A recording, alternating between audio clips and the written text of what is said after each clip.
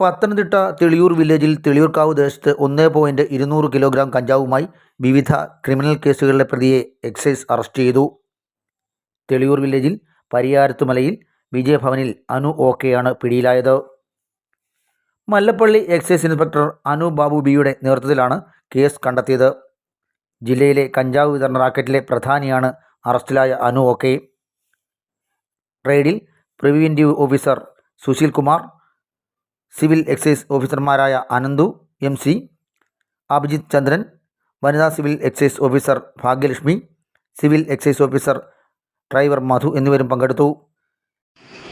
Mallappally range party കഴിഞ്ഞ ദിവസം തെളിയൂർ ഭാഗങ്ങളിൽ നടത്തിയ റെയ്ഡിൽ ഏകദേശം 1.5 കിലോ കഞ്ചാവുമായി മല്ലപ്പള്ളി താലൂക്കിൽ തെളിയൂർ വില്ലേജിൽ വിജയഭവനിൽ അനു എന്നയാളെ നിയമാനുസരണം അറസ്റ്റ് ചെയ്ത് റിമാൻഡ് ചെയ്തിട്ടുള്ളതാണ്.